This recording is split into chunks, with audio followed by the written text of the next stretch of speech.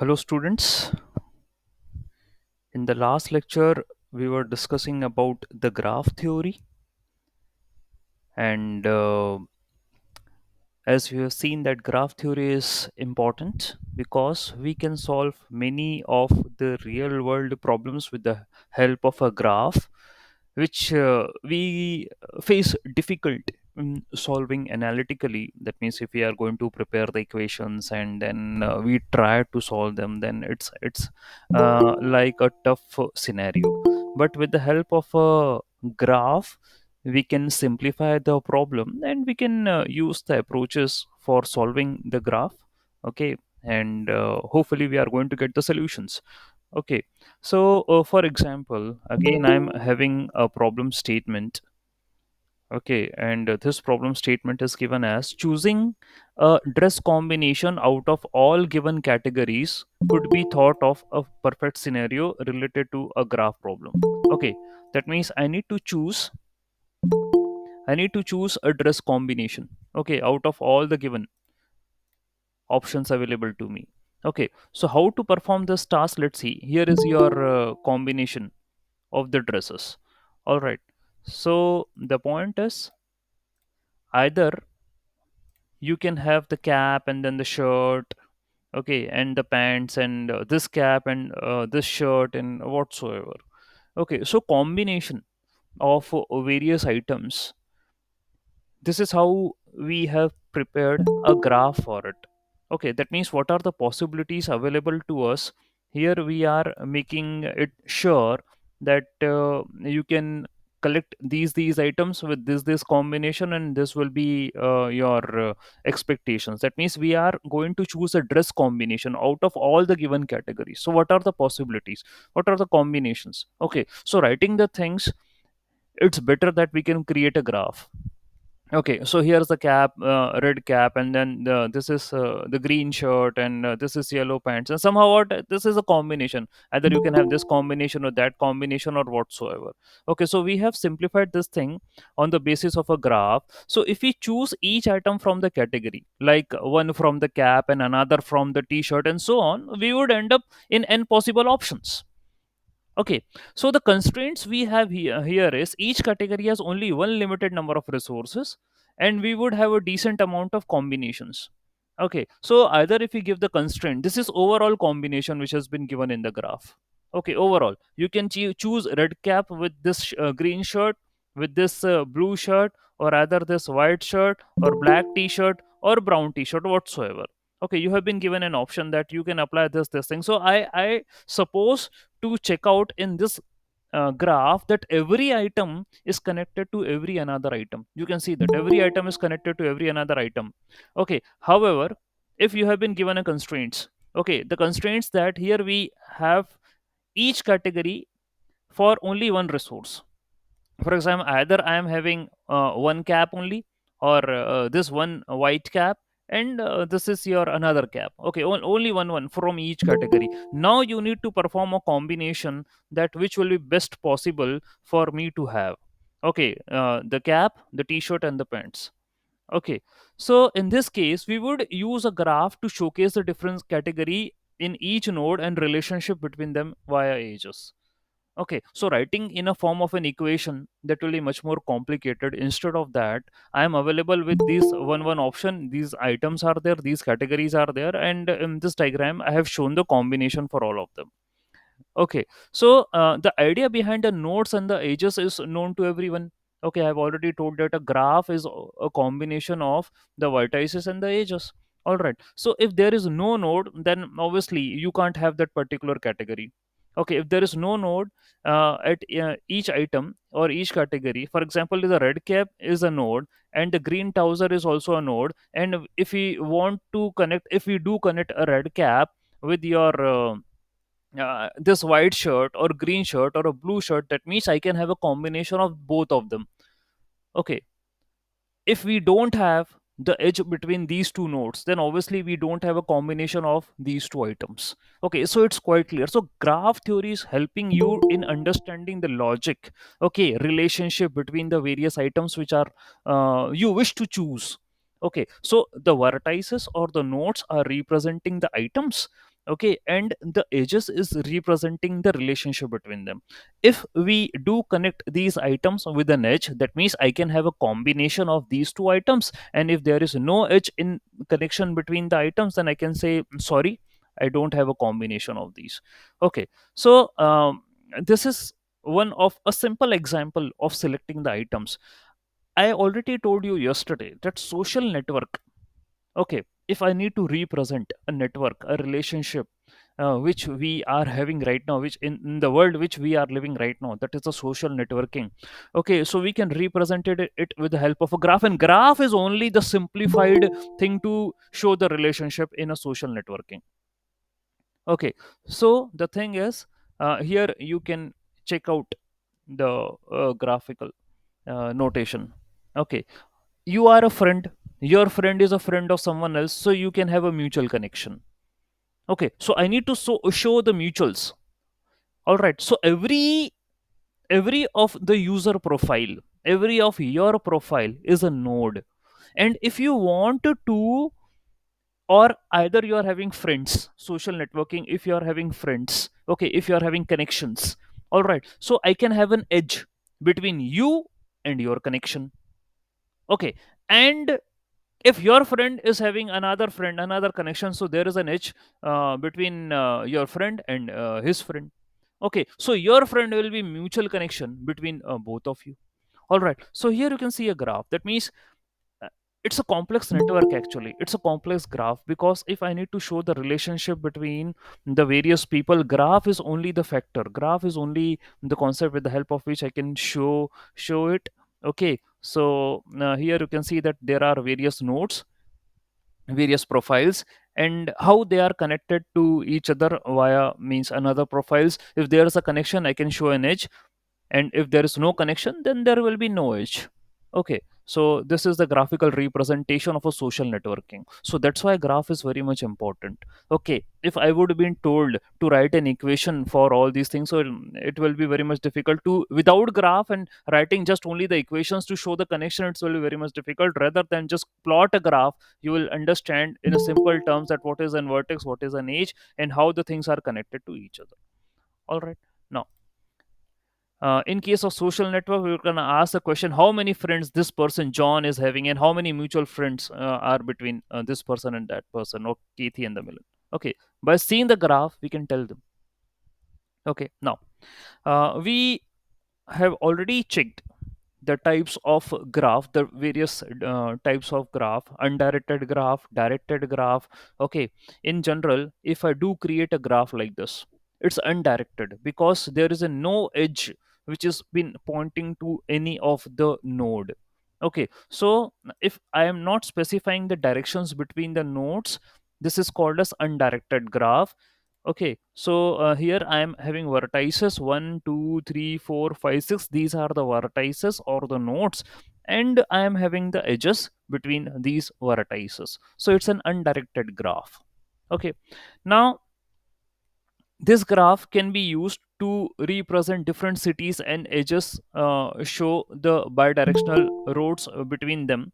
All right, so I am been in a requirement of the graphs where I need to show the directions, because in this graph I don't have any directions. It's just a simple interconnection of the nodes. Okay, via edges.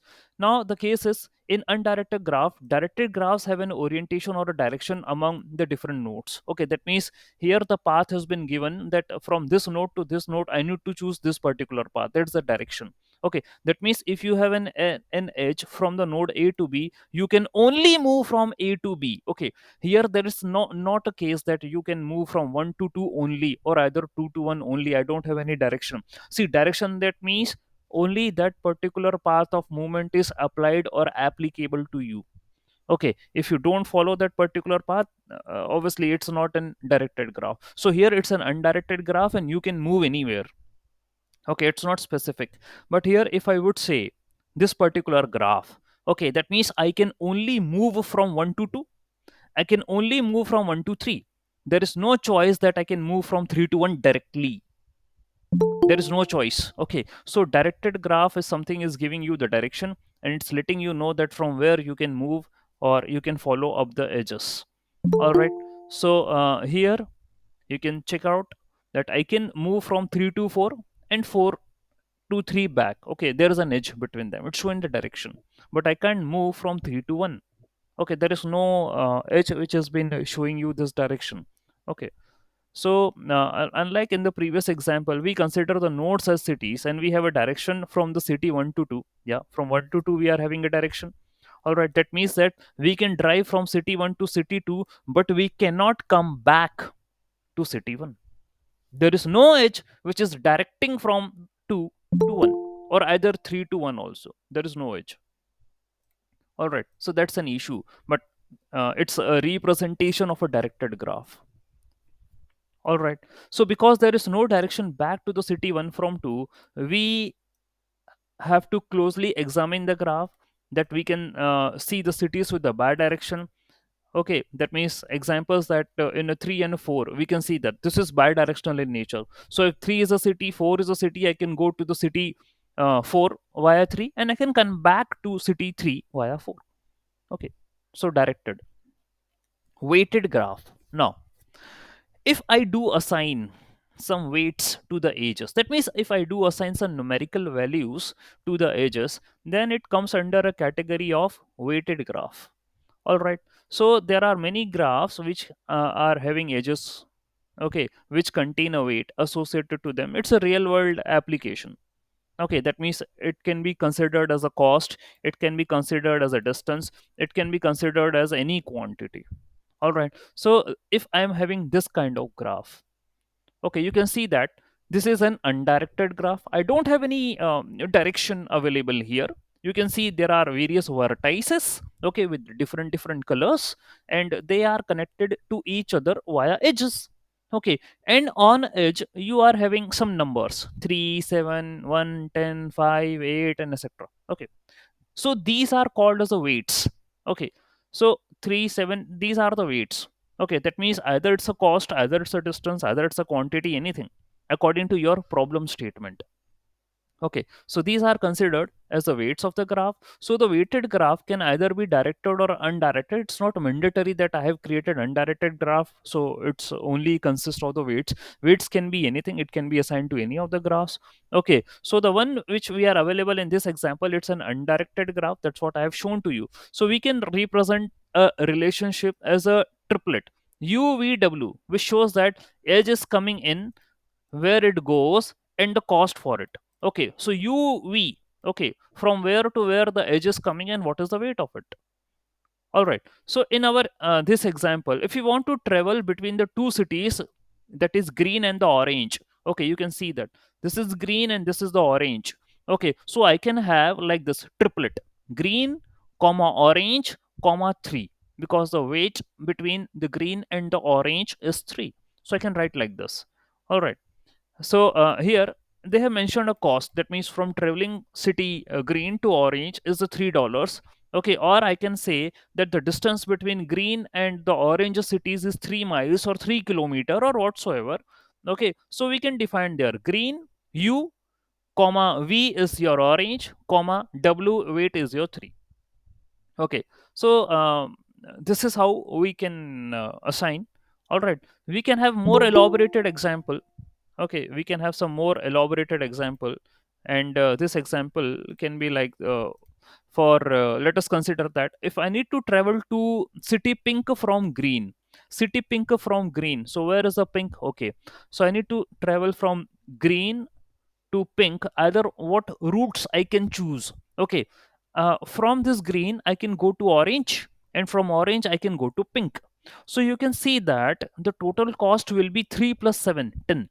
So the cost, if I need to visit from green to pink via orange, is 10. So either I can say it's a distance or either I can say it's a cost. So it's 10. If I choose uh, to go to pink via blue city or via blue node, you can check out the cost is 10 plus 1 11. Okay, so if I do check out that the cost via green to pink via orange is 10, and via blue it's 11. So which is the minimum cost? So the minimum cost is coming from here. So obviously here, in case of graph theory, we are going to look upon the problem statement which is going to give me the minimum cost. Okay, so the route which I am going to choose here to visit pink via green will be your orange. So 3 plus 7. This will be the route which I am going to consider. So, there are various algorithms in the graph theory. For example, Prim's algorithm, Dijaktra's algorithm. So, graph theory itself is a huge topic. Okay, and it has a great importance in computer science.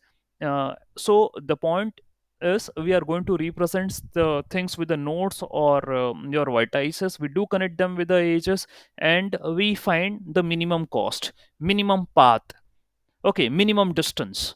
These are the algorithms which has been prepared via graph theory. All right, so here 10 is the minimum path, and how to represent it? We are going to write like green orange comma 3 plus orange pink comma 7. This will be the path.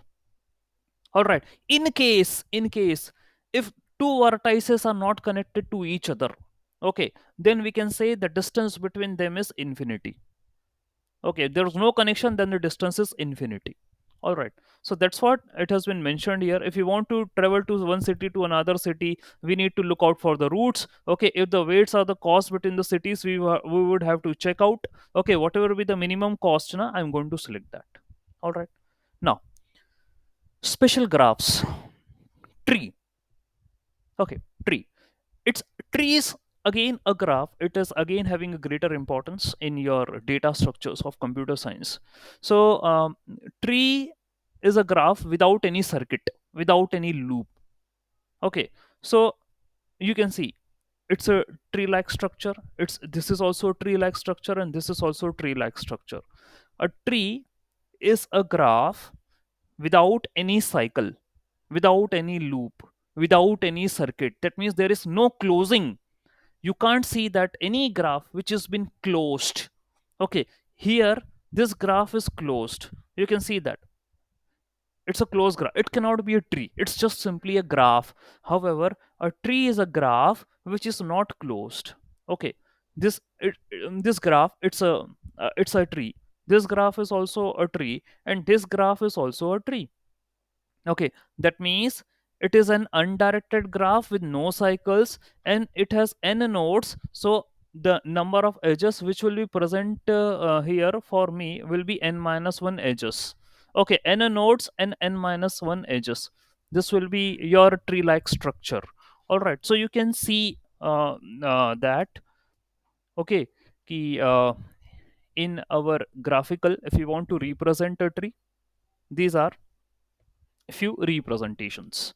All right, so all graphs are given above are a tree. Rooted tree. What is this rooted tree? A rooted tree is a tree with a designated root node where all the nodes are either coming towards the root or going away from the root. Okay, here it is. This is a rooted tree. Okay, that means if I am having a vertex or if I am having a node here, if all other nodes are directing towards it or directing away from it, both the cases, both the cases are true. If all the other nodes are directed towards it, so it's a root. Okay, here the all other nodes are directed away from this, so it's again a rooted tree. Okay, it's a rooted tree only. All right, so you can see that away from this particular node, it's a rooted tree. All right, so in all these diagrams, the red color is the root node. Okay, and if all the nodes are coming towards the root node, then it is called as an inner tree. And if all the direction coming from the your node, root node, okay, away from it, so it's called as an outer tree. So in trees and the outer trees. Okay, by the direction we can say that. Next, again, very important, directed acyclic graph, DAG. Directed acyclic graphs. See, a directed graphs with no cycles, directed graph with no cycles, acyclic, no, not cyclic. Okay, directed graph with no cycles. Okay, so here it is. All right. So these graphs play an important role in representing the structures with dependencies such as schedulers or the compilers that we are going to see now ahead, where it's been applicable or application areas. So this is directed acyclic graph. That means I am having a direction. If my this is actually a tree, you can see that it's a tree like structures only. Okay, and they are available with the direction, and they don't have any cycles. Okay, so graph with no cycles with the direction is called as directed acyclic graph. All right. So here, for example, if we choose DAG in a process manager, we could say that sub process X and Y should be completed before proceeding with the Z. Okay, that means it's like an topological order, okay, which is having a certain meaning. And we can take one example of DAG. That means there are a process and there is a sub process X, Y, and Z, something like that. So it's a direction that once is completed, then another will be going to complete. Okay, so it's just a representation. However, you normally in general terms you understood the concept that this is a directed acyclic graph. Now, bipartite graph, that's we have seen in the previous class also. Bipartite, that means I am having set of vertices. Okay, different set of vertices, and they are connected to each other. Okay, here you can see a bipartite. Bipart na, bi means two, partite means parts, two parts. So in one part I am having some set of vertices, in another part I am having some set of vertices. Okay, that means a graph whose vertices are divided into two disjoint sets u and v. Okay, two disjoint sets u and v. All right, where each edge in a graph connects with the vertices u and v. All right, each edge in a graph has been connected by the vertices u and v. So it's a similar bipartite graph which is been shown here in a form of a color. Okay, so red color dots and black color dots, these are the two set of vertices, and I'm connecting them, okay, with any number of edges. Okay, depends. All right, so it's a bipartite graph. This is also bipartite graph. It is not mandatory that every node here is going to connect with every another node, okay, in another set. It's not mandatory. Okay, however, if you want, we can connect. Okay, but here is an example where every other node is connected to every another node. Okay, it is also bipartite. This one is also bipartite, and this one is also bipartite. Okay, so if we look at the graph now, we could see that each graph is divisible into two disjoint sets u and v, and each edge connects the nodes between u and v. Okay, each nodes are going to connect each other and representing by the different colors. All right, now complete graph. Which graph I'm going to say that it's complete in nature? All right, so if we call a graph complete, that means each pair of vertices have a unique edge connected between them. A complete graph with n vertices is denoted by kn. Complete graph. This is a complete graph. That means there is a unique pair of edge connecting the two vertices. Okay, so K2. Okay, K2. There is an edge between these two vertices. It's a complete graph. K3. Okay, if I'm having three vertices, there are three edges in connection with them. It's a complete graph. K4.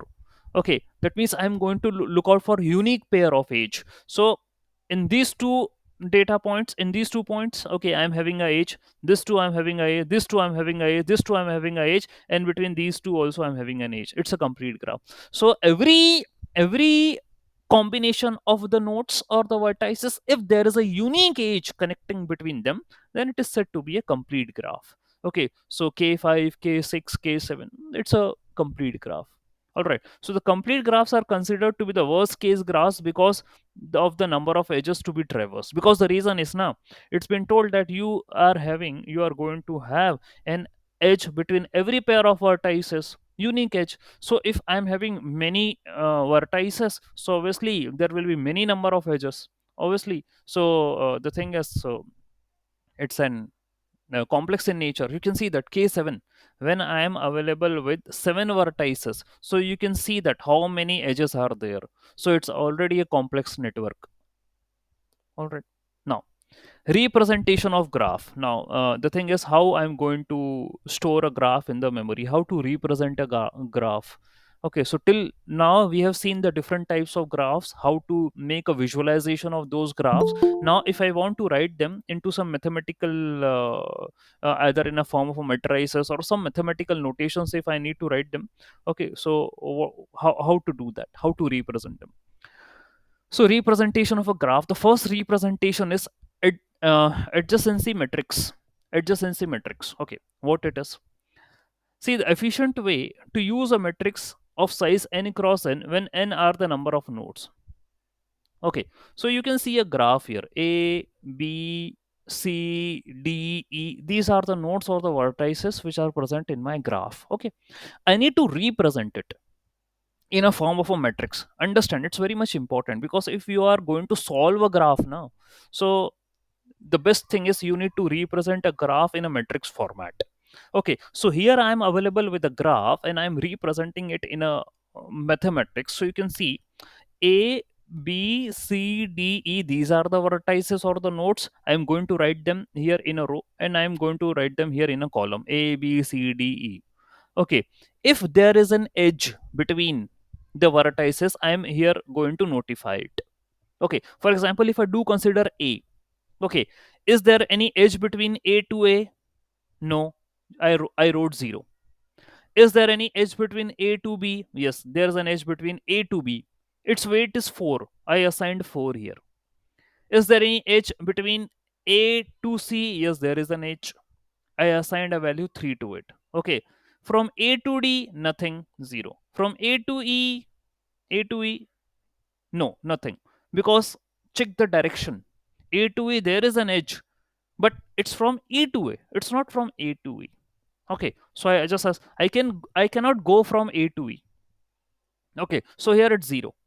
Again, now come back to B. B to A, is there any option? No, 0. B to B, 0. B to C, D, E, everything is 0. I can't go anywhere from B. Okay.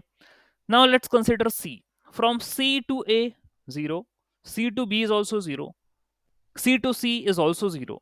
C to D, yeah, I can go from C to D. So its weight is 2. So I can write 2 here. And C to E, I can't go, it's 0. Okay. Similarly, I can perform from D and E, the same kind of. So here what I'm doing, I'm preparing a matrix. This matrix is called as adjacency matrix. Okay, I am writing the weights between the nodes. Okay, so it's quite simple.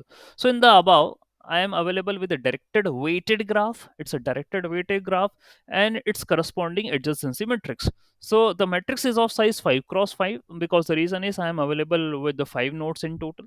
Okay, and the total cost of going from A to B is 4, and that's what I mentioned. So the cost from one node to itself is 0, because there is no self loop here. If there would have been like this, if I will be having a loop here from A to A, yes, I can. Okay, it's not like the case that, sir, I can't visit the same node. Yes, I can visit the same node. Okay, if I'm having a loop here, a circuit here on myself, A to A, that then it's called as a self loop. Okay, but here there is no self loop given been available. So as per my diagram, my graph, the cost from one node to itself is 0. Okay, so all the diagonal elements would always be 0. Okay, all the diagonal elements here, they are will be 0. From A to A, B to B, C to C, D to D, E to E, all diagonals are 0 here. Okay, they don't have any self loop. All right, the number of nodes, but as the number of nodes increase, the space required for the edge information, obviously it will increase. Okay, because your matrix will be n cross n. So as be the number of nodes, so your matrix will be of the size n cross n. So n cross n means n square. N square.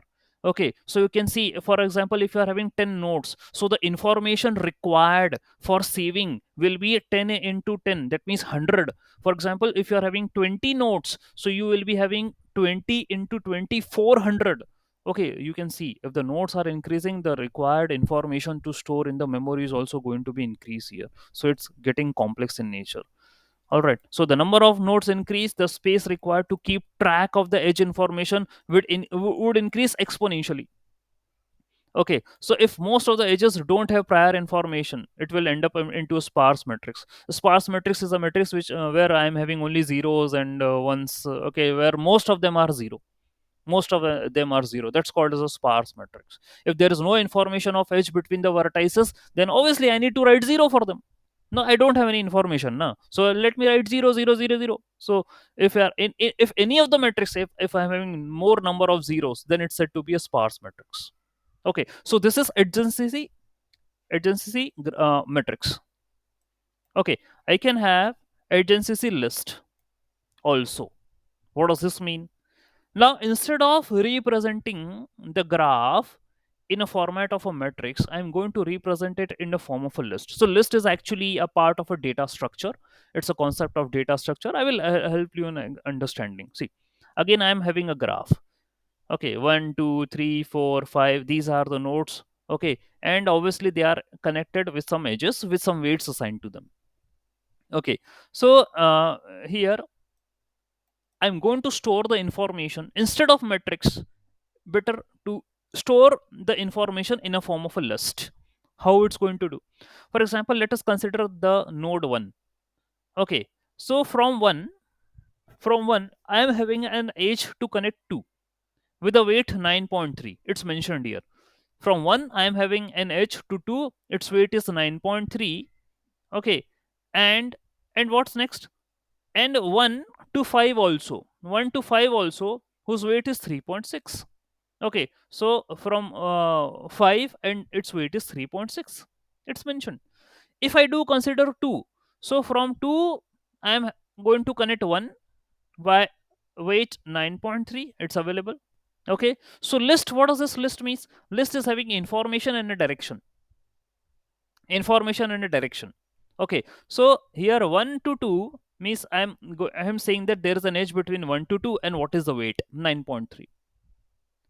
Okay, so information and the direction both are available here in the list. So for example, if I do consider 2, so there is 1 9.3. 2 is connected to 3 also with 4.7. So here I can write 3 4.7. 2 is connected to 4 also with weight 7.9. So 4 7.9. 2 is connected to 5 also with a weight 6.2. So here it is 5 and the 6.2. All right, I'm writing everything. So whatever be the connections are, 2 4, again 3 is 2 4.7, 4 5.5, then 4 is 5 8.8, and so on. This is a list actually. So in our example, it is an undirected weighted graph. There is no direction available that from where to where I need to go. Okay, it's an undirected weighted graph. If we look at the diagram, we could see that there are a couple of lists starting from the vertices. That means node 1 to the outgoing edge 2 and 5. So we can represent this information with its cost. Okay, so I already told that I'm going to represent the information there. Okay, along with its cost. Okay, so each element in the list has a target node and the corresponding cost and a weight. Okay, so there's a target. Okay, two, for example, from 1 to 2, 2 is a target with a weight 9.3. 5, it's a target with a weight 3.6. Okay, so I'm representing it in a form of a list instead of this matrix format. Okay, so here how many information or how many blocks I required? See, 1 2 3 4 5 6 7 8 9 10 11 12 13 14 15. Okay, this much information I am required. So I guess previously we are having a lot of information to be required. Okay, while representing the things in a graph, because I need to mark down zero also if there is no connection. Here I didn't mark down any zero, so unnecessary, I don't require any information. If there is no edge between 1 and 4, so I do not have to prepare any list for it. Okay, so obviously here what happened is I saved my memory.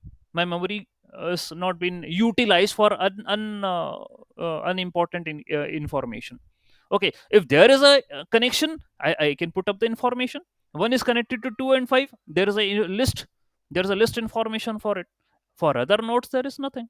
Okay, so but in case of this matrix, now you can see a to a 0, a to D 0, A to E 0. Unnecessary information I need to store in the matrix.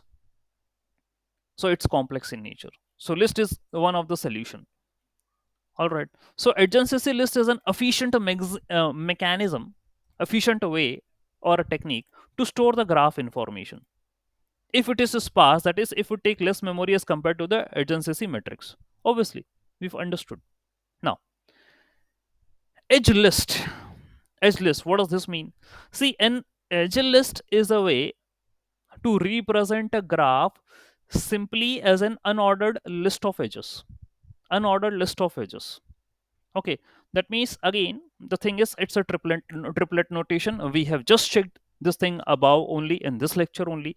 That means if I am having an edge between A and B, I am going to say AB2. Okay, that means AB2. 2 is the weight. Okay, then BC8. Okay, then CE1, then BE. I don't have weight here assigned. I don't have any weight here assigned, so I'm ignoring it. Okay, then DE3. Okay, GD5. Okay, so whose weights are assigned now, I'm going to consider them. Whose weights are not assigned, I'm just ignoring them. You can see in the graph, and you can see this result also. So it's a triplet notation. That means edge list, I'm going to consider the vertices. Okay, and I'm going to consider the weight of the edge. That's it. Okay, so the edge list is given in the right hand side, and we can see that how these pair of vertices are shown. So this is some concepts related to the graph. Okay, because in our machine learning and the deep learning, obviously graph keeps an importance, graphical applications keeps importance. We have seen the representation, that how one node is connected to another node, what are the weights. Still there are many algorithms, and this topic is in a present in a detail. Okay, so just only few terminologies of our understanding, if it comes somewhere in machine learning and deep learning, so we would be able to understand. Okay, yeah, these are the concepts. Fine. Now our next topic is information theory. Okay, let's study the information theory.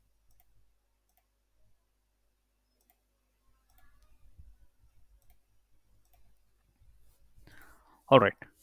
So next we are going to cover the basics of information theory in machine learning and the deep learning. All right. So what does this information theory is? See, information is something which I need to gain. Okay, for what reason? The reason is I need to apply this information after gaining to some approach, some technique, some algorithm to solve a particular problem. Unless and until I don't have any information, okay, it will be difficult for me to take some step. Okay, so amount of information gained, okay, from any of the event to occur is something I can do, some mass I can apply. So there is an Shannon information content, Shannon information content, Shannon theorem or Shannon formula, whatever you want to say, you can. Okay, so Shannon information content is the amount of information gained when an event occurs. Okay, so obviously, if there is something happening, this event, this workshop is happening, obviously there's an information, an amount of information gain because of this event, according to the Shannon, is given as minus log of px.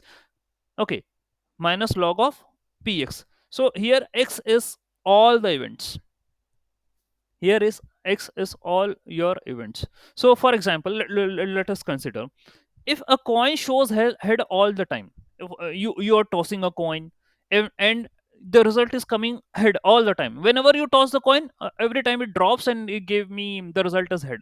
So the events are predictable, and we know nothing new.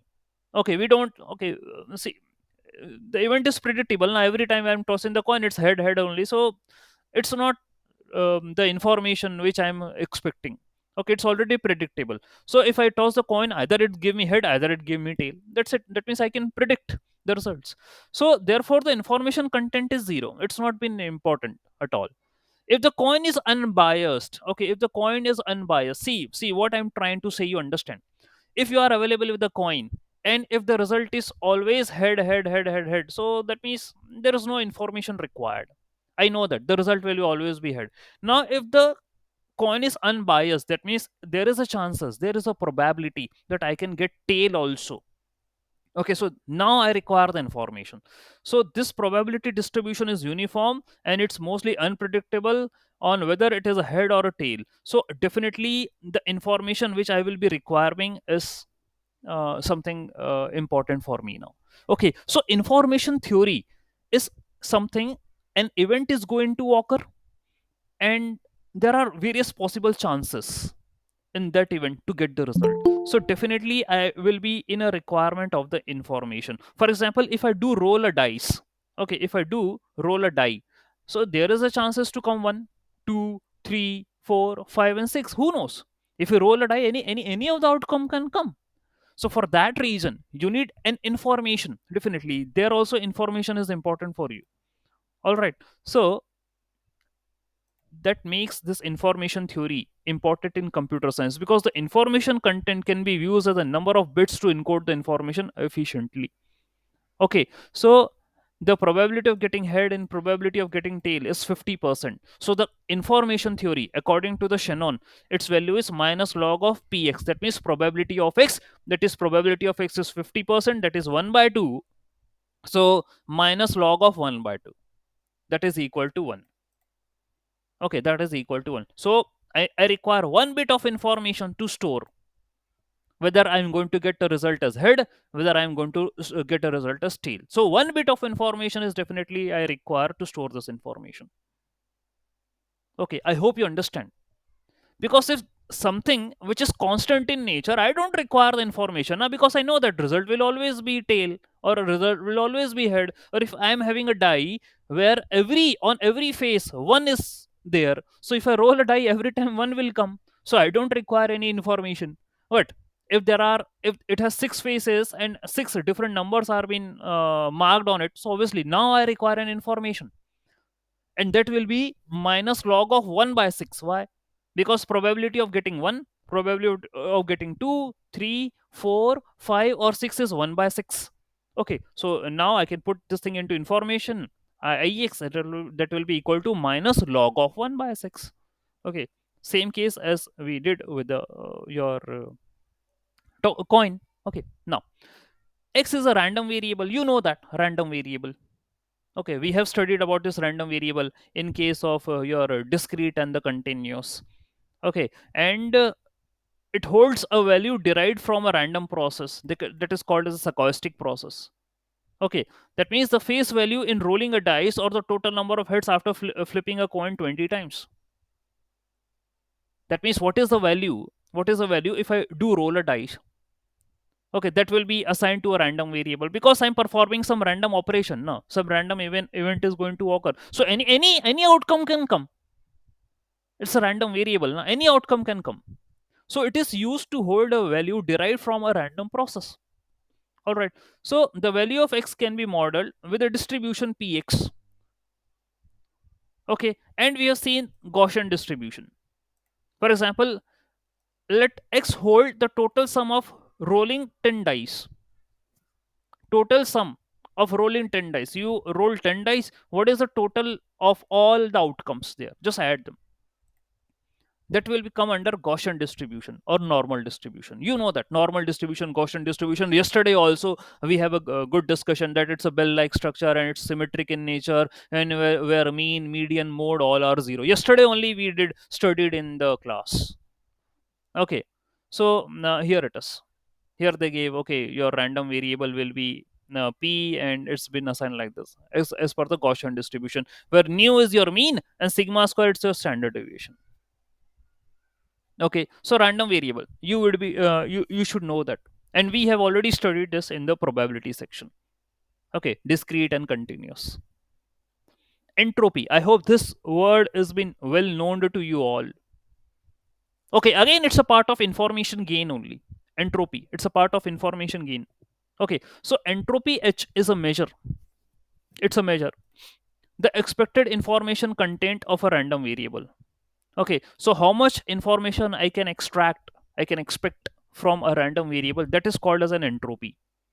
Okay, and its written as, its value is given as, we sum up all the information content with the given weight equal to the occurrence of the frequency. That means px into log of px, summation of x, x belongs to capital X, px into log of px. This is an entropy by a minus sign, followed by a minus sign. There is a minus sign.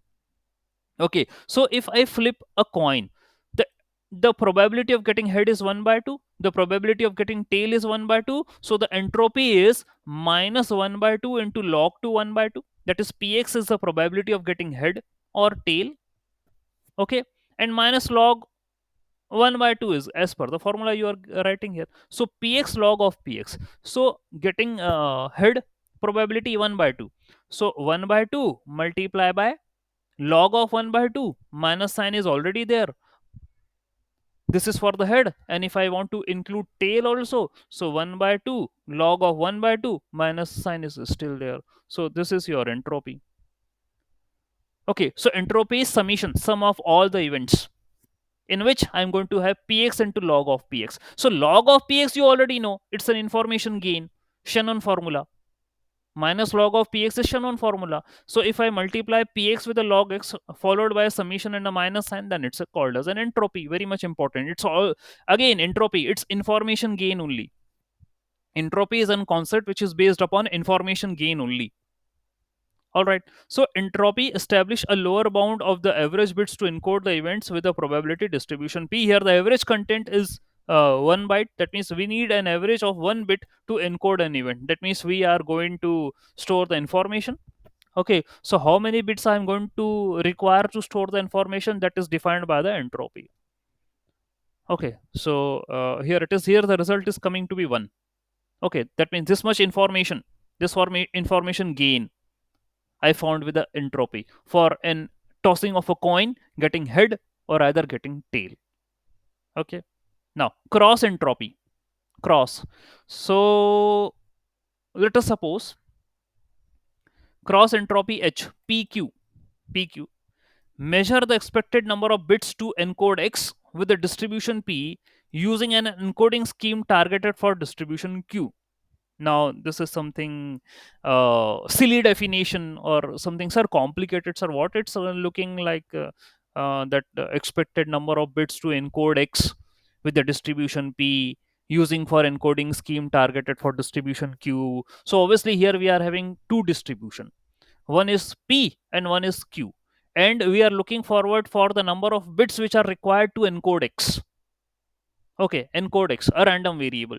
That's what I need to encode. And we are available with the two distribution. One is the P and one is the Q. All right. So how to write the formula? How to write the formula? Here the formula for the cross entropy is given as HPQ minus summation of Px into log of Qx. Previously, I was having Px into log of Px. Now I am having Px into log of Qx. This is cross entropy. So I'm going to encode a variable with a distribution P using encoding technique of Q. See, I'm not going to use the encoding technique for of P only, no, because this is cross. So I am having two distribution.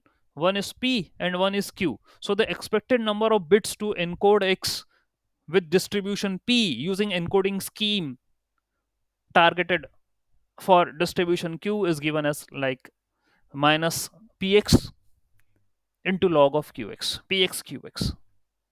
All right. So this is your cross entropy. So in machine learning, we want our predictions q to match with the ground truth p, so we can have a cross entropy. For example, let us consider, build a model to minimize cross entropy. We want q to match with p and the ground truth, for example, object equal to apple 1. Our model predicted that object equal to apple is 0.8 and object equal to peach is 0.2. Okay, that means we have trained our model. Okay, we have trained our model, machine learning model, that's an artificial intelligence, a machine you have trained to identify whether it's an apple or not. Okay, whether it's an apple or not. But the truth is, if you have shown an apple, if it's an apple, so the truth is, truth says 100% it's an apple. That's the actual reality, you know. But if I ask to the machine whether it is an apple or not, so apple It's detected by the machine, and machine said that I am 80% confident. Point 0.8 means 80%. So machine says that I am 80% confident that this is an apple, and 20% I'm saying that it's a peach, it's a different fruit. Okay, so this is cross entropy. Okay, so P and Q, two distributions are there. Okay, and I want to match Q to P. Okay, so this is what my model predicted. That means it's an apple with 80% and 20% so peach. So still there is an confusion between in a machine learning model in its prediction. Okay, however, I just want to tell you that what's a cross entropy. So here I applied the formula: minus 1 into log of pointed minus 0 into log of point 2. Okay, so whatever the result is coming to be, that's a cross entropy. Okay, fine. KL divergence. So the KL divergence measures the difference between two distribution P and Q. So we are available with the distribution Px, we are available with the distribution Qx. So I need to measure the difference between those distributions, and it's given by the formula again: Px log of Px by Qx. So we are not going anywhere away from a log of Px, summation log of Px. Starting from the Shannon theorem of information gain minus summation of log of Px, we used entropy, that is minus summation of px into log x. We used cross entropy, minus summation of px into log of qx. Now I am saying that for the KL divergence, if I need to show the difference between your distributions p and q, so I am saying px log of px by qx. Okay, so you can see this is a formula for KL divergence. All right. So it's easy to prove the cross entropy and the KL divergence, that they are related to each other. Okay, they are related to each other, and here is a formula for them: cross entropy minus entropy equal to KL divergence.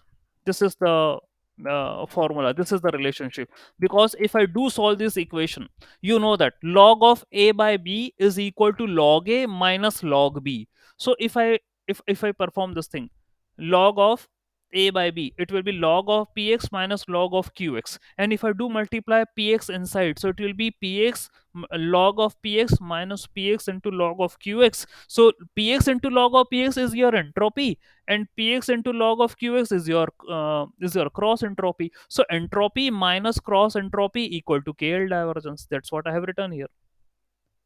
Okay, and cross entropy came first and entropy came last because of the minus signs. Okay, because of the minus sign. So cross entropy minus entropy, that is KL divergence. All right. So KL divergence measures the inefficiency of representing P with the encoding Q. Okay, that means extra bits to encode the information with some additional information. So KL divergence is always greater than or equal to 0. That means I am going to have some additional information. There's an inefficiency in representing. Okay, what I was going to do in cross entropy, what I seen, I am having two distribution P and Q, and I'm going to represent a variable x for the distribution Q. Okay, so if I'm insufficient in showing the distribution, okay, using P and the Q, then there comes scale divergence. Okay, this algorithm, this technique has been applicable there. Okay, so that's what it's been shown here. Since entropy does not change regardless of how we model it, so here they perform the optimization. So optimize cross entropy equal to optimize KL divergence. Optimization. Okay, only the thing is, why the question came, why you use KL divergence? Because the reason is I'm insufficient to store the information related to the random variable x representing P with encoding scheme Q. Okay, for that I use KL divergence. And that's why KL divergence is always greater than equal to 0. So we know that KL divergence is equal to cross entropy minus entropy. This is the formula you need to remember. Okay, you know that what is entropy, you know what is cross entropy, and you know what is information gain. All the formula, you know everything. Okay, just that's something you can keep the things into your mind. Okay, fine. Gaussian distribution. Okay, Gaussian distribution. or normal distribution. Okay, these things we have already seen in the previous lectures, but with a different graph, different plots. Okay, here it has been shown with some another plots that you can see this red lines. So Gaussian distribution is actually a red curve. You can see here. That means a distribution of a data in a normal way. Okay, so if KL divergence is used for training objective function, we'll get a Gaussian distribution that overlaps between both the modes on the ground, truth peak, and through the main modes. Okay, now these are looking somewhat complex for you to understand. Okay, so the, so how to make the things easier? Let's check out the property first. Then I can go through these diagrams. There are some few properties related to the KL divergence. Okay, KLPQ is greater than equal to 0. That means if I am having distribution P, if I am having distribution Q, so the KL divergence for PQ is always greater than equal to 0. KL divergence for PP, that means same distribution, is equal to 0. And KL divergence for P and Q, that means for these two distribution P and Q, and QP is not equal. It's not at all equal. So these are the three properties for the KL divergence. So KL divergence is not symmetric in nature. Okay, so here KL QP is said to be reverse KL divergence. So PQ is KL divergence, QP is reverse KL divergence. Okay, it's not symmetric in nature. All right, so let us say the ground truth P is a bimodal distribution, that is blue curve. Truth, actual truth, ground truth, and we want to model a single mode. So using Gaussian distribution, that is a red curve. So ground truth is of blue curve. That means here is the reality, real results. Okay, you can see with the blue there is a real results, it shows the distribution. And here red shows the Gaussian distribution, red curve shows the Gaussian distribution. So here there's an overlapping of the ground truth P and your two other modes in the figures P and B and C. You can see that. Okay, there is an overlapping of your sorry, not green, blue and the red curves. Okay, so blue represents your the truth, actual truth, that this is going to be an apple only, and your red represents the Gaussian distribution. That's what your model did. Okay, here is a distribution of the data according to your model. So it's telling that we will get a Gaussian distribution that will overlap both modes on the ground, truth P that peaks at the trough between the two modes. And in case of reverse KL divergence, it's basically used, will either get one local optimal diagram for, it can be B or either it can be C. So what actually it's been representing,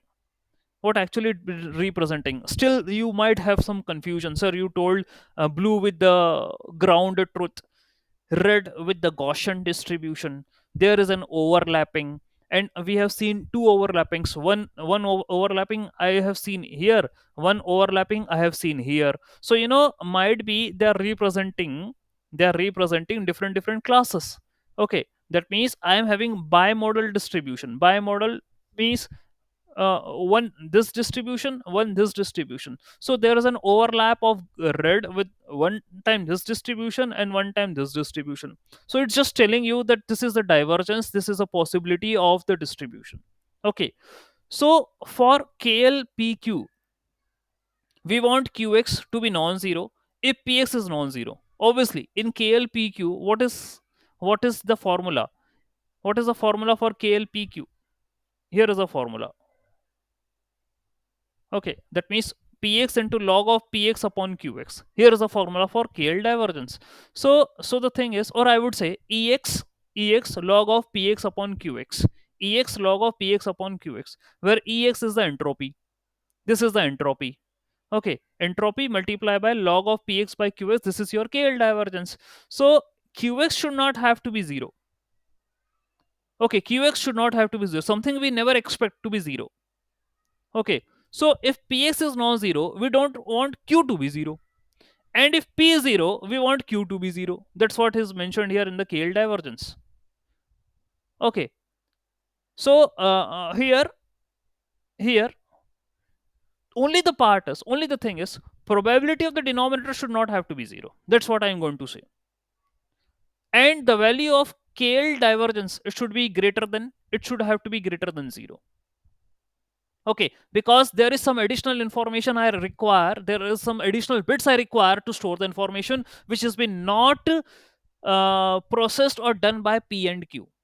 This is the divergence. That's what I'm using the divergence. I already told about this thing. Okay, so this is KL divergence with P and Q. This is reverse KL divergence between Q and P. Okay, so fine. ठीक है. Okay, now, so some concept related to the KL divergence. We get started with the Shannon theorem, entropy, cross entropy, okay, and your KL divergence. Okay, only the fact is I'm going to look out for the information, and formulas are similar to each other. Okay, now, conditional entropy. See, conditional probability we have seen in the probability chapter. Conditional probability, that's we have already checked out. Okay, conditional entropy, that means how, what actually it means. It is written by Hyx. Hyx. It is the entropy of y given x is known.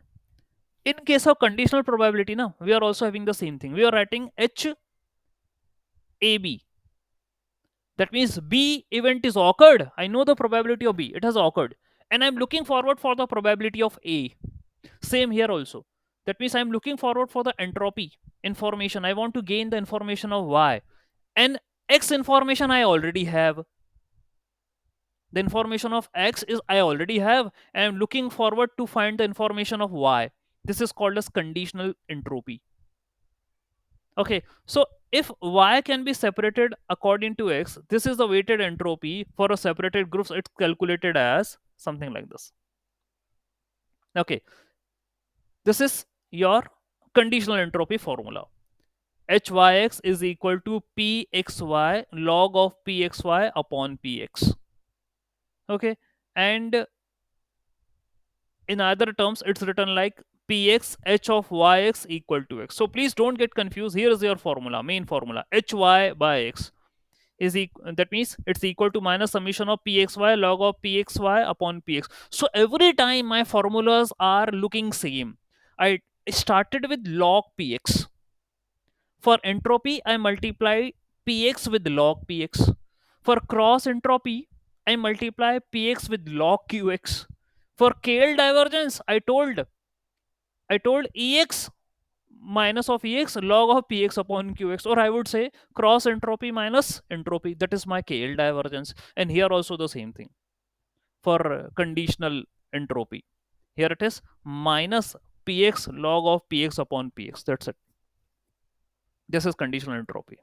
Now, what does this information gain? Information gain or mutual information, whatever you want to say, both are same. It is the information obtained on a random variable x when y is observed. Okay, so when I is observed, when I is occurred, when the information of y is available, I need to check out for the information of random variable x. Okay, so the mathematical definition below does not sound intuitive, but the thing is we need to look out for that. Let us first write what is entropy. So entropy of x and y, these two variables, is written as exy minus log of pxy. We have seen above. Here it is. Okay, so entropy of an x and y, here is a formula. Exy, that means entropy of xy. This is your mutual or conditional entropy. Hxy is a conditional entropy. Okay, so this is your conditional entropy is equal to entropy of xy minus log of pxy. That can also be written as a minus summation of px log of pxy. Okay, now what I need to do, I need to explore this h, x, y, and all. I need to explore it further and convert it into some justified formula. Okay, so whatever be the solution I got after doing this, here is the final formula for information gain. for x and y random variable. This is equal to summation of pxy log of pxy upon px into py. Just remember this formula. Okay. For information gain for two variables, okay, I need to look out for random variable x, and y is observed. Y is already observed. Y is already occurred. I need to look out for x. So here is a formula: summation of px, probability of x and y, log of probability of x and y divided by probability of x into probability of y. This is called as information gain, xy. Okay. So further I can enhance the formula, like entropy is given as hx minus h of xy. Entropy, or I would say information gain, is equal to hx minus h of xy. So this is conditional entropy and this is your entropy. So entropy minus conditional entropy, this is the information gain. Okay, this is a formula for the information gain. You are just enhancing this particular formula and writing it into simple terms. So information gain is hx entropy minus conditional entropy. All right, this is your information gain or the mutual information. Okay, now the next thing is, all right, hx. Okay, so if I need to explain it in a terms of visualization, here I can write it. This is hxy. Okay, hxy, and this is hyx. Okay, and the intersection of these two is said to be the information gain. Okay, so hx hy and hxy is the intersection between these two. Okay, hxy. So by this intersection only, I'm going to say that this is an information gain. All right, and here are the same formulas which is written above here. Same thing, ixy, and here also the same thing, ixy equal to hx minus hy. Okay, so this x and y are the random variables. Okay, we are going to have an event, and these random variables are going to have some condition needs to be given here for the random variable. For example, I told that what is the value of a, what is the sum of a random, what is the sum of rolling 10 dice together, what is the sum of the sum of all the results. That is called as that is a random variable, and that I am going to assign. So x and y are the random variables, and I am going to get the information from it.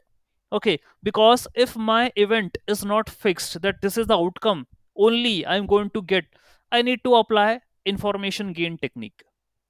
Okay, so information theory is something which I need to apply over it. So this comes along with the probability section. All right, so I'm just mixing the things. Okay, and the formula is all same. Don't get, okay sir, this is complicated. Sir, not at all complicated. You know, you started with minus log px. You, if you multiply px with minus log px, you are going to say, sir, it is entropy. If you multiply px with log qx, you will say, sir, this is cross entropy. If you take ratio of px by qx with a log and multiply by entropy, you will say, sir, this is KL divergence. And if I'm talking about conditional entropy, so in case of conditional entropy, you are saying like this, sir, this is conditional entropy, pxy log of pxy upon px. If I multiply py also with the px, then it is information gain. That's it. What you are waiting for? Why you think, sir, why you think, sir, it's complex, and no, not at all. If I write px into py, this will convert it into information gain. And here is the formula, you can see pxy log of pxy divided by px into py. This is information gain. So what happened here? Just only I multiply py in the denominator, I got information from conditional entropy. Okay, so all are some related to each other. Okay, fine. Now let us have some more focus about these concepts. Okay, information. Again, I'm going to have some rewind because I need to make this thing easier for you. Information, it's everywhere. Data is everywhere now. Okay, and I need to convert it into some meaningful meaning. There should some outcome with the data. I need to process this data to get some refined in a refined way. So that refinement is now is said to be an information. Data processing is an information. Okay, so that's why your information gain, information theory keeps importance. Imagine, for example, you are at a grocery shop and you have picked up multiple items. Okay, now you know the prices of those items. Okay, hence that is a raw data for you. Okay, that means a raw data. You picked some items, you know the what are the rate of these items. That's a raw data. When you are going to check out at the counter, the cashier will scan those items and it will sum up the cost. Okay, that means whatever be the present at the label, okay, with the discount or not discount or whatsoever, it will process it and it will give you the result. Okay, to elaborate the cashier with the process that a number of items with the cost of each item, you gave a fixed number which you can pay. In a way, the cashier processed the raw data, individual items, and gave you an information that is a final bill amount. Okay, so this is actually the task done by the cashier is the information. That is a final bill. That's the information. Okay, that's a processed data, because initially you are available with the raw data. You are assuming that okay, this price is written this is written this. Okay, this is the total price which I'm going to pay. But after processing, after performing all the steps, discounts also including, you may get a rebate. Or if you are expecting that I'm going to get a discount but there is no discount available on it, so you need to pay more. Okay, so after processing, so cashier is a person who processed the data. Okay, you process all the items, it took all the prices and give you the final bill. So that final bill is an information. Previous to that, it's a raw data. Okay, so the thing is, it's always been an important. Let us consider two other statements. I didn't go to work. I didn't go to work because I had a doctor appointment. See, if I write like this thing, I didn't go to work, how much meaningful it is. I didn't go to work, but I don't have any justification. I don't have any clue why I didn't go to work. But if I write this statement, I didn't go to work because I had a doctor appointment. Now this is something justified. You have an excuse. You got an evidence. The second message contains more information. Okay, so information is something, now you need to write with some justification. You need to write with some more sentences to elaborative way. It should convey some message, some informative message. That's the information. So information theory is based upon that only. Okay, that means quantifying information. Okay, quantification. And it has been done by the researchers and the mathematicians in 1900s only. And Shannon published a phenomenal article, a mathematical theory of communication, and we have seen the Shannon formula prior. Minus log of px, that is probability of happening of an event. If I do take a log of it, okay, that's a Shannon theorem of information theory. Okay, so the primary focus of Shannon's paper was in general communication. In working with the Bell Labs, he published an article. Okay, and he is looking forward for information gain. That means if I am having a statement, if I write something, how much information I gained from it. That's the task. Okay, if I wrote here that I don't want to I don't want to go to work, how much information I gain from it. And if I write like this, I didn't want to go work because I had a doctor appointment. Here I gave a clue. Here there is a logic behind. But here I don't go to work. That means I need to further explore this message, that why I don't want to go work. If you write like this, this is a thing. No one will ask you. Okay, so same thing which I taught you about. If I toss a coin and every time I'm going to get a head, so I don't require any information because the result is always head. But if I toss a coin and it has two possible outcome, whether head or tail, now I got some inform and I need to check out for the information. Why? Whether it's head, whether it's tail. What is the probability? Okay, the same thing happened with the Shannon entropy. So entropy or Shannon entropy, that is, it's a measure of uncertainty of a random variable. The definition: entropy is a measure of uncertainty of a random variable. That is the amount of information required to describe a variable. I need to describe how much information I require because I need to store the information in the memory. So how much bits I require for storing this information. That's related to your Shannon entropy, or either I would say just entropy, amount of information, degree of uncertainty, measure of uncertainty of a random variable. Okay, so if you are available with a random variable, it's defined by x, and you can assume that we are having a finite set of scenario, that means finite distribution. Okay, so here's an information gain: hx equal to minus, or entropy, hx equal to minus summation px into log of px. Okay, so this is what the information gain. Okay, and we have already studied in the entropy. All right, so the unit of entropy is bit. If you observe the formula, entropy entirely depend upon the probability of a random variable. Obviously, probability log of px. So px here is also probability. Px here is also probability. So obviously it's a probability. Okay, so most of the things depends here in the information gain is a probability only. All right. So there is a negative sign also in the front of the formula, making it perpetually positive or zero. That means if entropy is zero, that means there is no information to be gained. I don't require any information. If the entropy is zero, there's nothing gained. Okay. So let us consider some of the case.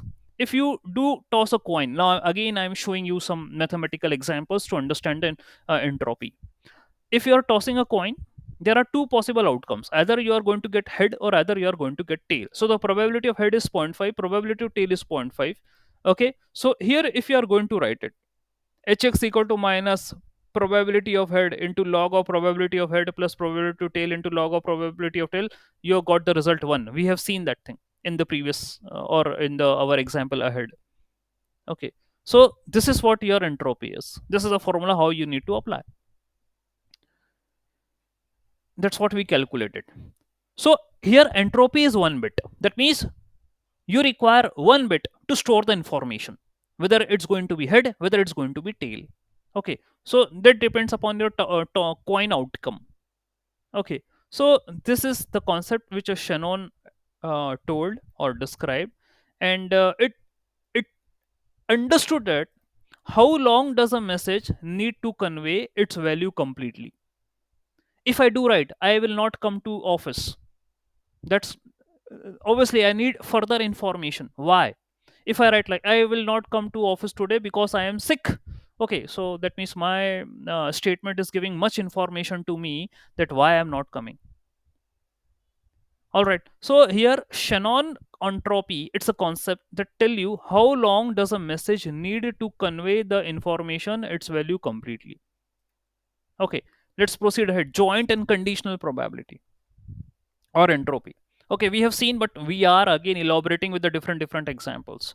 All right, so joint entropy is given as hxy. That means I am available with the two random variables. I am available with the random variable x, I am available with the random variable y. Okay, so it's a joint entropy, joint distribution. Pxy is defined as hxy equal to pxy into log of pxy. So what I did, sir, what I did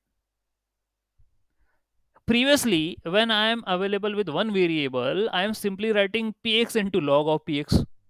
If I am available with a two variable, I am writing pxy log of pxy. Simple.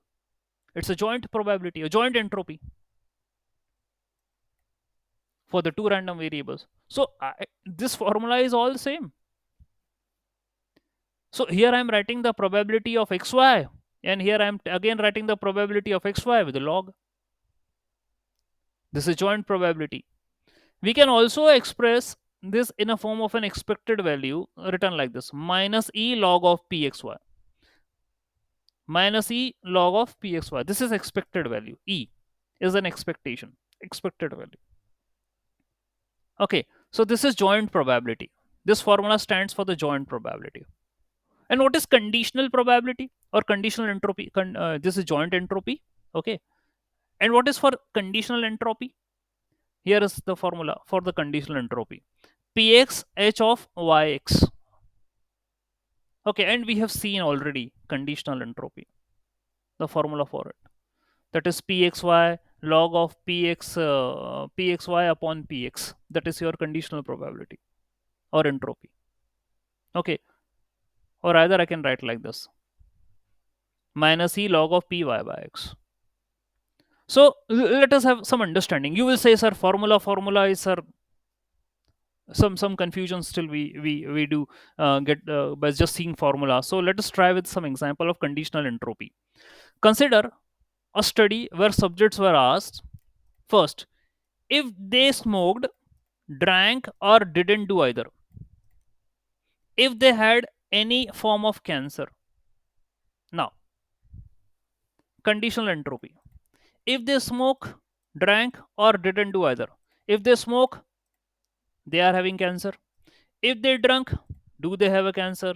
If they don't do anything, do they have a cancer or not? The person neither drink, neither smoke. What is the condition that they are going to have a cancer? So this is conditional entropy. That means I am having two informations, two messages.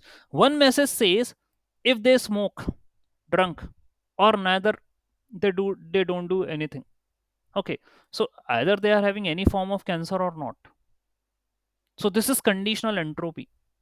These are the condition given, and this is what the information in the statement which I received.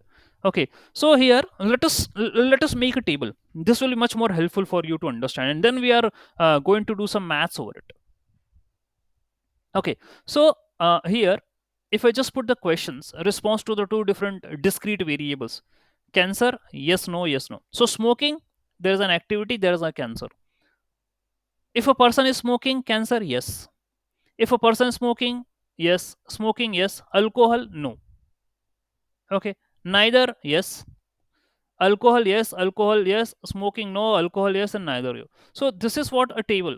We represented the question response on for two discrete variables. So whatever the response we got over these two questions, we put it into the table. So whoever I did a survey, or who did I ask the question, the patients, and this is the response I tabulated.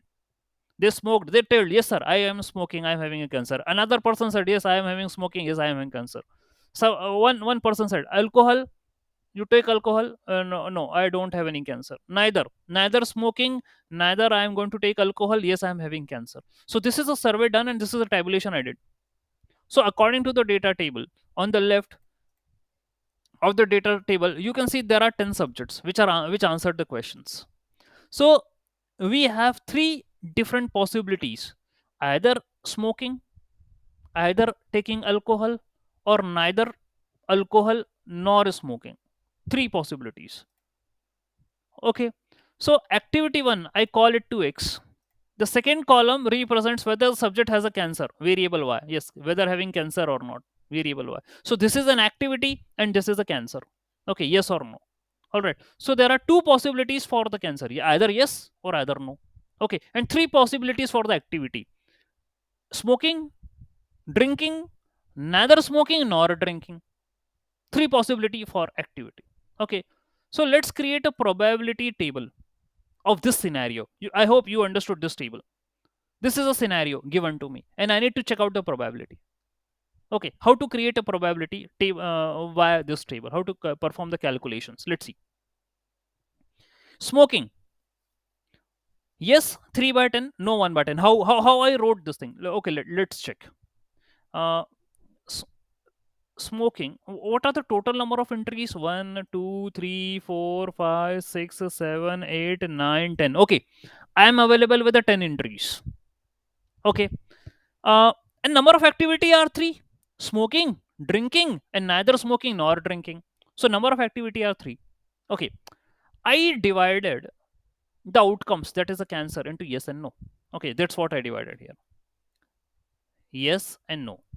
How many times smoking came? Okay, here let's check. Smoking, yes. Smoking, yes. Smoking, yes. Three times.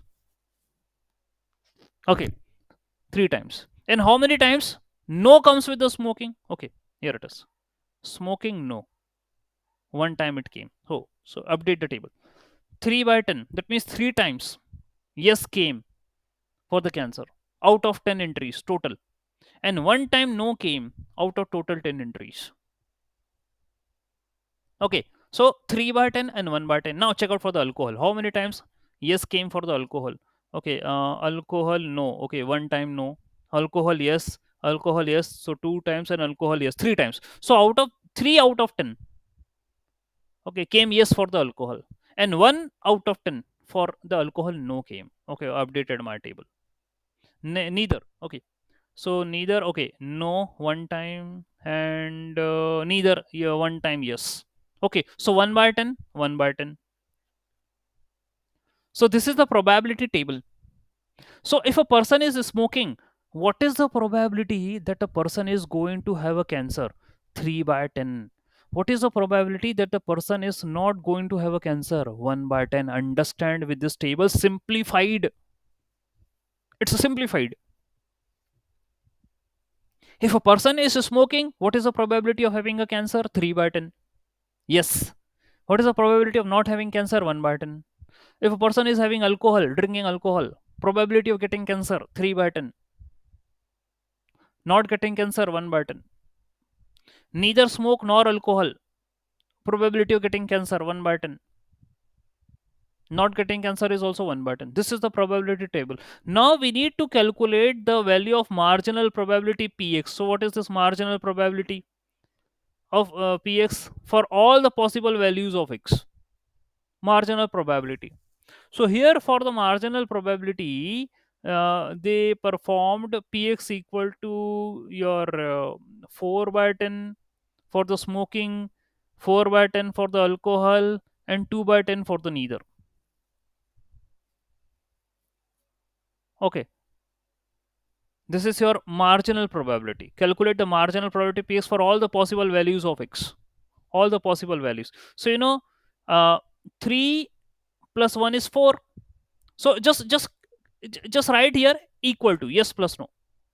So 3 by 10 plus 1 by 10 is equal to 4 by 10. 3 by 10 plus 1 by 10 equal to 4 by 10. 1 by 10 plus 1 by 10 equal to 2 by 10. So just add all of them. Okay, so here it is. This is your 4 by 10, 4 by 10, and 2 by 10. Okay, and then I need to find the marginal probability. So based on the probability table, let's put them into formula. So HYX, that is a conditional entropy formula. P smoking, P smoking, HYX equal to smoking. That means my X is smoking, and what is the result? Y. That's what I need to find. So P smoking, probability of smoking is 4 by 10. HYX is smoking. That means I need to take 3 by 10 log of 3 by 10 plus 1 by 10 into log of 1 by 10. How it came? How it came? Because here you need to take 3 by 10 log of 3 by 10 and 1 by 10 log of 1 by 10. This is what they wrote here. So HYX, where X is smoking, so I need to take the value of Y both, 3 by 10 and 1 by 10 both. Similarly, if I do right for the alcohol, what is the marginal? It's 4 by 10. What is your marginal? It's 4 by 10. And then you need to calculate 3 by 10 log of 3 by 10 minus 1 by 10 log of 1 by 10. That's what you need to take. Okay, and then 2 by 10. Again, this is 2 by 10. Then I need to take it separately. 1 by 10 log of 1 by 10 plus 1 by 10 log of 1 by 10. Here is what you are going to take. And if I do solve all of them, 0.814 bits. This much information I require for my the table which I created. This much bits I require to store the information. Okay, so this is the conditional probability. Conditional probability for smoking, for alcohol, and neither smoking nor not taking alcohol. So you know what I did? Just simple what I did. I calculated the total 4 by 10, 4 by 10, 4 by 10, and I calculated the individual probability of them, individual entropy. So 3 by 10 into log of 3 by 10 is an individual entropy.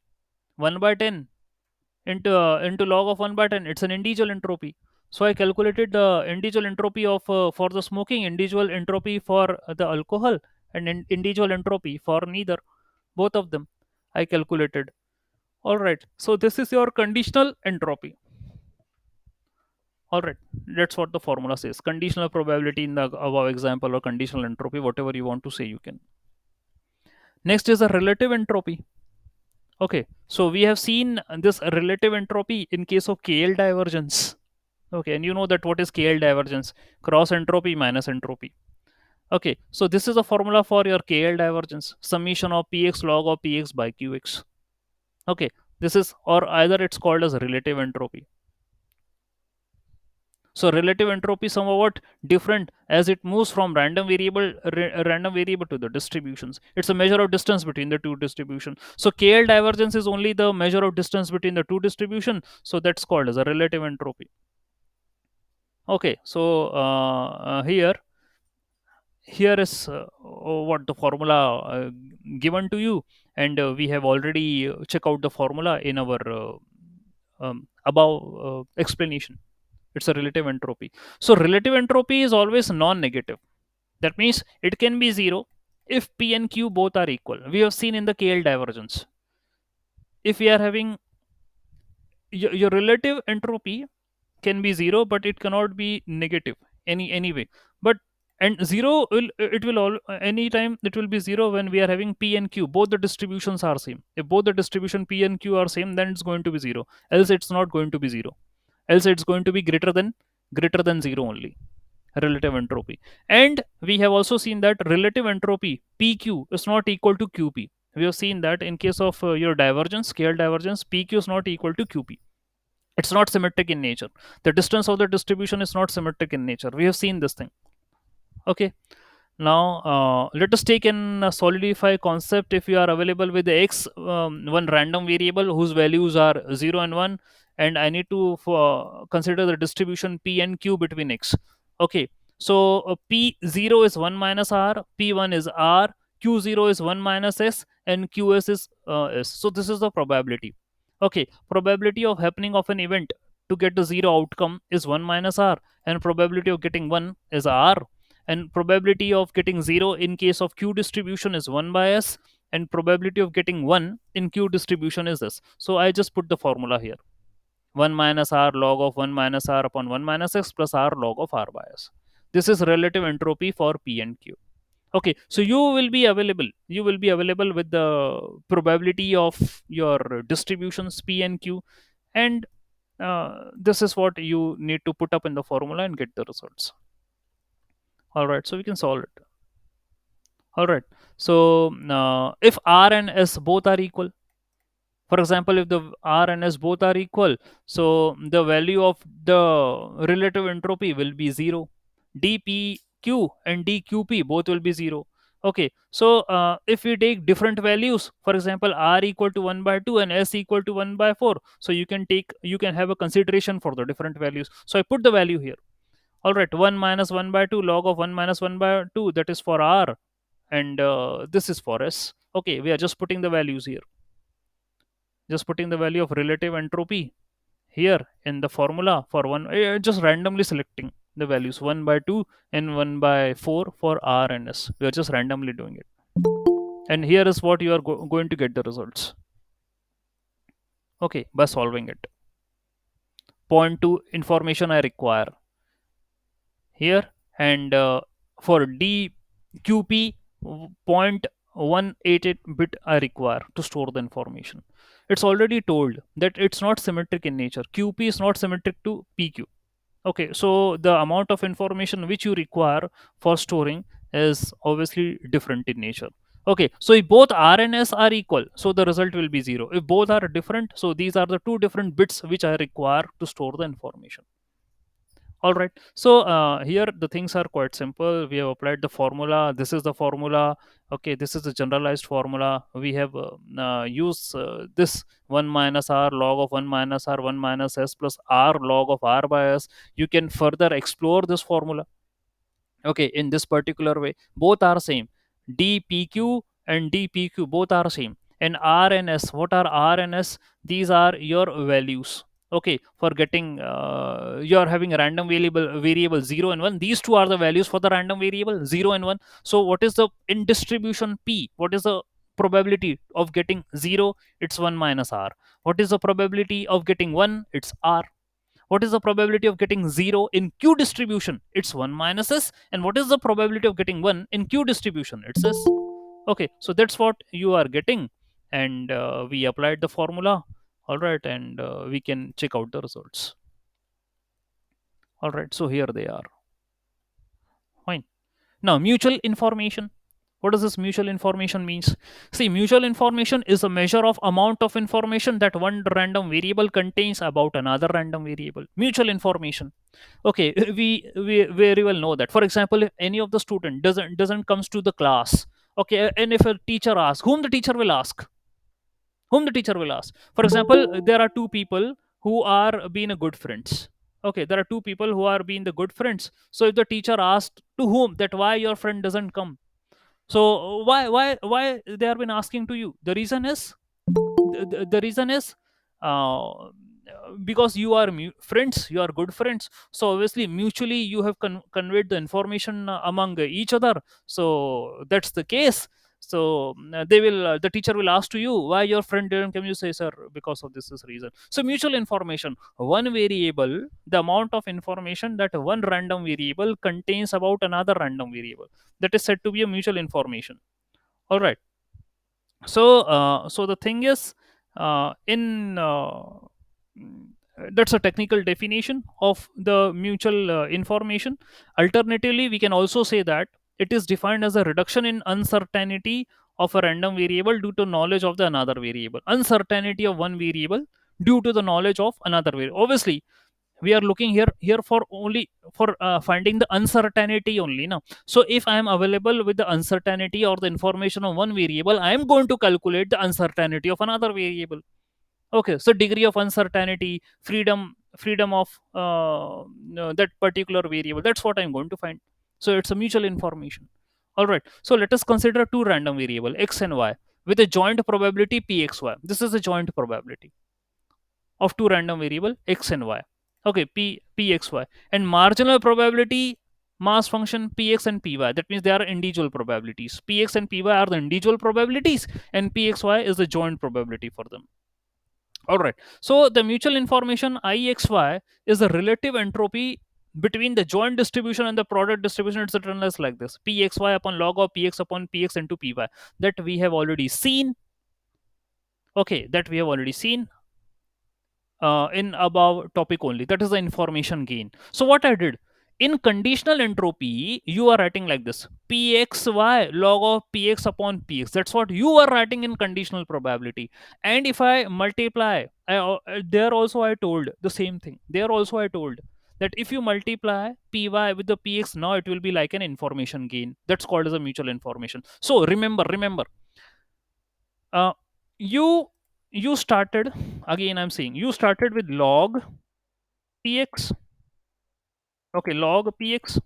All right, then you multiply px with log px for entropy with a minus sign. Okay, and then you calculated the joint probability p x comma y, y multiply by log p x comma y. You did this thing. If I do multiply, this is log, this is log. Okay, if I do not multiply, if I do divide this thing with your px, with this px, so it will be conditional probability. If I do divide by this thing with your px, this will be conditional probability. And if I did divide this thing again with your py also, in multiplication with px, okay, in multiplication with px, this will be your, this will be your information gain. So all formula I wrote in one way, one order. Okay, so you know that, so this is Shannon formula. Log px is a Shannon formula. Put minus, I'm ignoring minus. So this is Shannon formula. If I multiply px with the with log of px, it will be entropy. If I write, if I take one more random variable to calculate the entropy, this is joint entropy. Px, same thing, updated this formula, x and y and log of pxy, this is joint entropy. If I divide this thing by px, it is conditional entropy. And if I divide this thing with, sorry, this is y, if I multiply this thing with y, px into py, so this will be information gain. That's it. That's what we were doing. It's a concept of information theory. All right, so mutual information can also be expressed in terms of entropy, and it's written like this: hx minus h of xy, or hy minus h of yx, whatever you want to say, you can.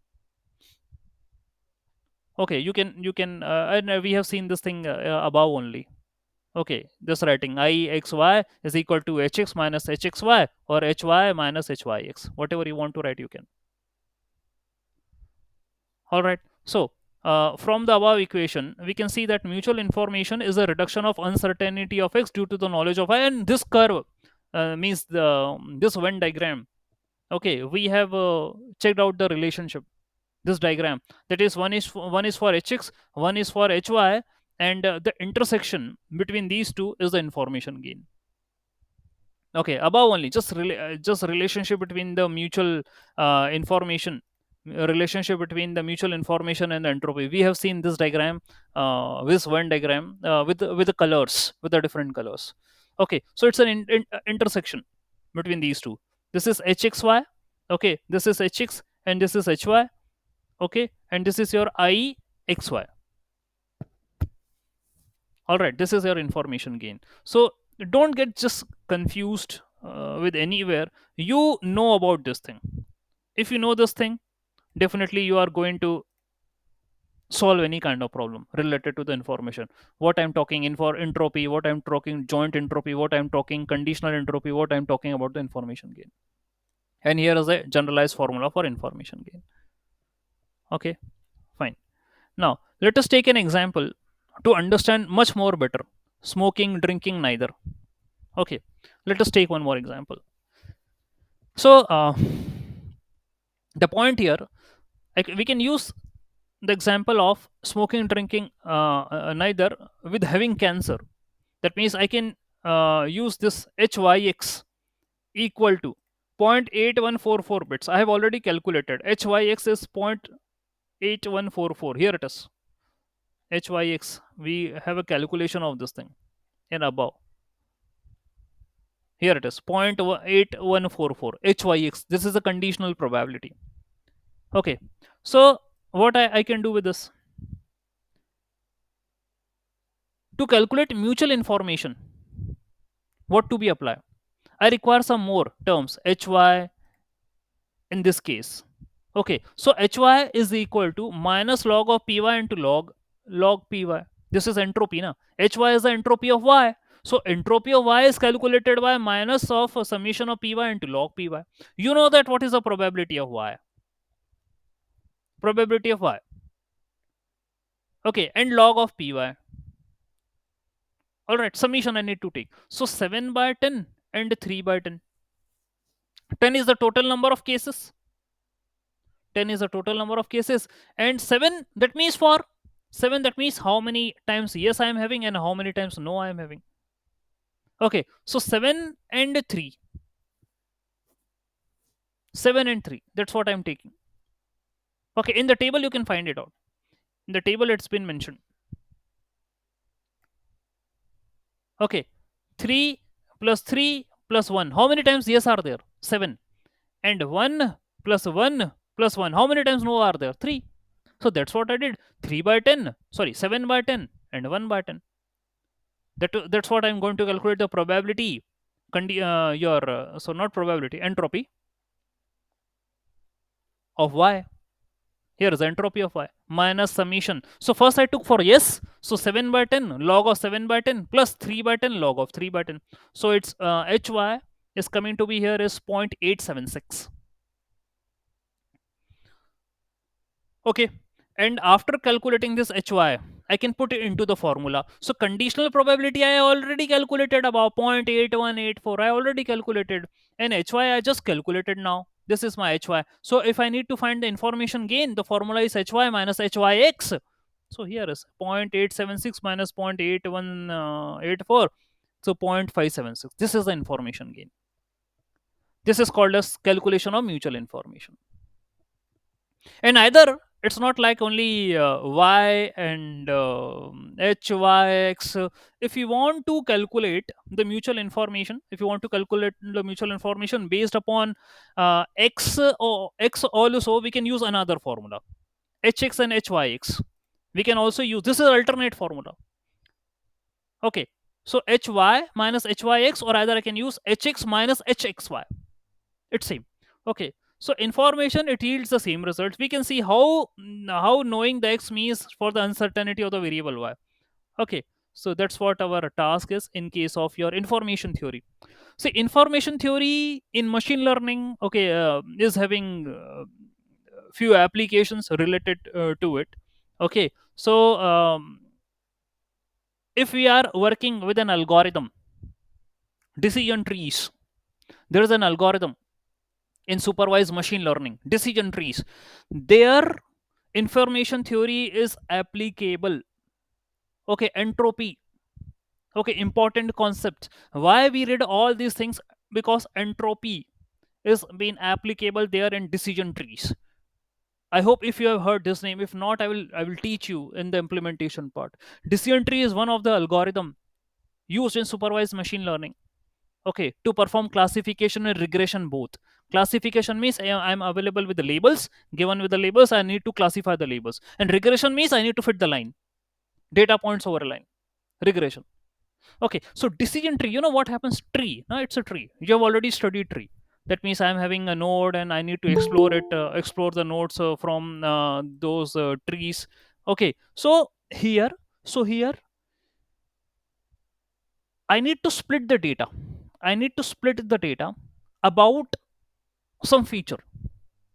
In decision trees, I need to split a data about some feature.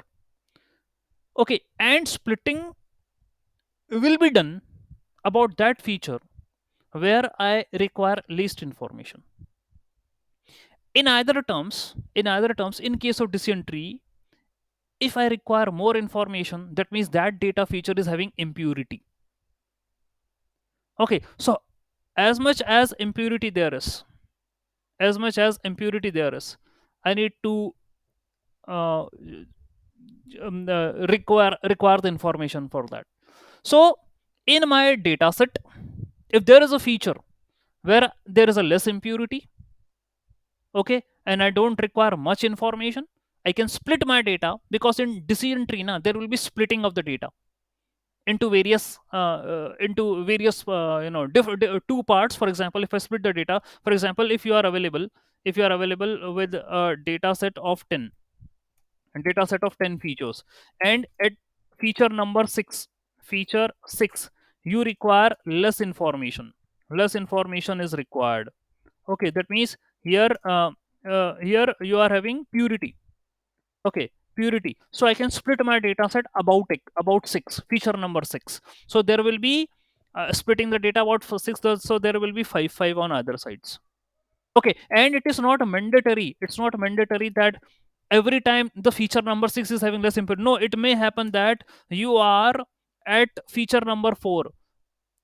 This is pure in nature, so I can split about 4. So my splitting of the tree will be 3 and 7. This is how my tree will be created. 3 feature will come on the left hand side and 7 feature will come on the right hand side, and further I will again do the splitting. So in decision trees there will be splitting, and splitting is done. The data splits based upon the entropy. The entropy of the resultant variable is subtracted from the previous entropy, and so on, the information is gained. This is the game plan which happens in a decision tree. So whatever the concept which you have studied has been applicable in decision trees of your machine learning. Decision tree is one of the important algorithm in your machine learning, and that's what you need to perform. Okay, so on the basis of information only, I'm going to split the tree. Okay, so that's what we are going to see in our implementation part. Okay, cross entropy, this concept you are already aware. Cross, that means you are taking the two distribution p and q, and you are calculating the entropy of a random variable on the basis of your distribution. Okay, and you have also seen about the KL divergence, that means the difference between the two distributions. Okay, and and entropy, that means where it further can be used, it can be used for calculating the imbalance in the target class distribution. There is a happening, there is a possible chances when my target variable is having imbalanced data. Imbalance means, for example, if your target, you are performing classification problem. That means if you are available with two classes, a and b, and a is a is 80%, 80%, and b is only 20% in your data. Okay, so there is an issue. There is an issue. Okay, I need to resample my data. So entropy can be used to calculate the target imbalances. Okay, so the point is the data should be, the two classes should be of 50-50% to have the maximum entropy. Okay, but if we split the data and if we get the uneven distribution, then we need to balance our data. So how to balance our data, that's a different approach that we will going to see in our implementation part. Okay, so this is a general concept of entropy or the information gain. So we have covered most at most of all the topics which are going to be seen in our maths for data science and machine learning. Okay, and today we covered our graph theory. We completed the graph theory. We discussed about the information theory also, because these all mathematical concepts are being applicable in your machine learning models. So let me remind you one thing: every model of machine learning, whether deep learning, whatever, is being a mathematical model. There is a total maths applied over it. All are the equations, and we are going to fit the data into those mathematical equations. So there are various models: supervised, unsupervised. Okay, in supervised you are having linear regression, logistic regression, decision tree, random forest. There are many other models. And all are the mathematical model. There is a maths behind it. So what is the maths? You are having linear algebra, you are having probability, you are having statistics, you are having graph theory, you are having information theory. This is what you are having: calculus. Okay, so that's what is been available on this your maths for the data science and machine learning. And rest of the part we are going to cover in our next segment for the offline sessions. Okay, so that's all from my side for this class. Let me stop the recording.